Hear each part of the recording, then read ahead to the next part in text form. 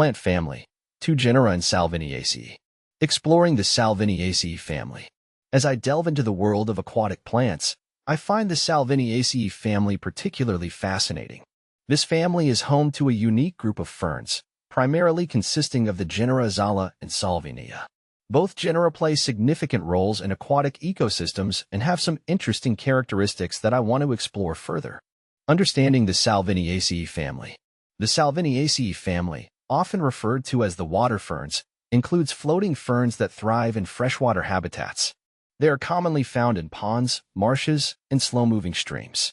What intrigues me most about these plants is their adaptability and resilience in various aquatic environments. They can often be seen covering the surface of water bodies, creating a green carpet that supports a diverse range of aquatic life. Genera in the Salviniaceae family. Azala. 8 species in genus Azala. The first genus, Azala, is a small, free-floating fern that often appears in clusters. One of its most remarkable features is its symbiotic relationship with nitrogen-fixing cyanobacteria. This means that Azala can thrive in nutrient-poor waters, enriching the environment with nitrogen as it grows. I've seen how Azala can dramatically change the dynamics of a pond ecosystem, providing habitat for fish and other aquatic organisms while improving water quality. In addition to its ecological benefits, Azala has been used in agriculture, particularly in rice farming. Its ability to fix nitrogen makes it an excellent green manure, reducing the need for synthetic fertilizers. I've heard from farmers who swear by its benefits, noting that it can enhance soil fertility while also suppressing weeds. It's amazing how a small plant can have such a big impact. Salvinia. 13 species in genus Salvinia. The second genus, Salvinia, is equally intriguing. These ferns are often larger than Azala and have a distinct appearance with their floating leaves. What stands out to me is how Salvinia can form dense mats on water surfaces, which can be both beneficial and detrimental. On the one hand, these mats can provide shelter for aquatic life, but on the other hand, they can block sunlight from reaching submerged plants, disrupting the balance of the ecosystem. One aspect I find particularly fascinating about Salvinia is its ability to reproduce rapidly. Under ideal conditions, it can double in size in just a few days. This rapid growth can lead to challenges in managed waterways, where it may outcompete native species and disrupt local ecosystems.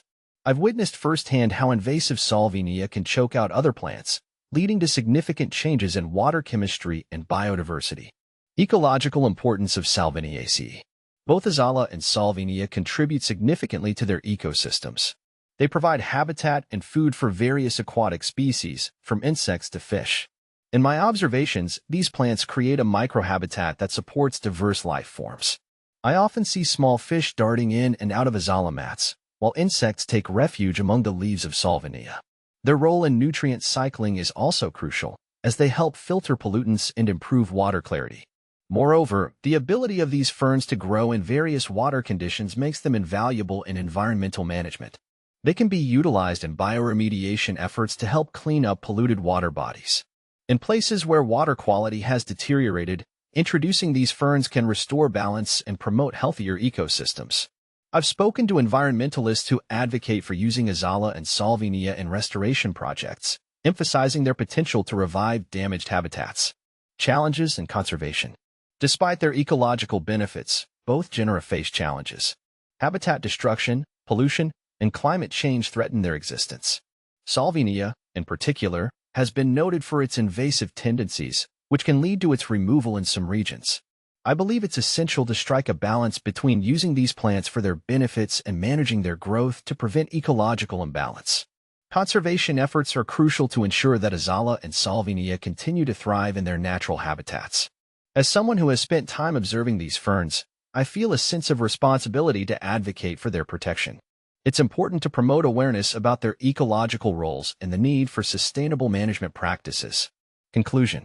In conclusion, the Salviniaceae family, with its fascinating genera of Azala and Salvinia, offers a glimpse into the complexities of aquatic ecosystems. Their adaptability, ecological importance, and potential for agricultural use make them invaluable. As I continue to learn more about these plants, I hope to share my passion for their conservation and promote their role in maintaining the health of our water bodies. Through our efforts, we can ensure that these remarkable ferns continue to flourish in the wild for generations to come.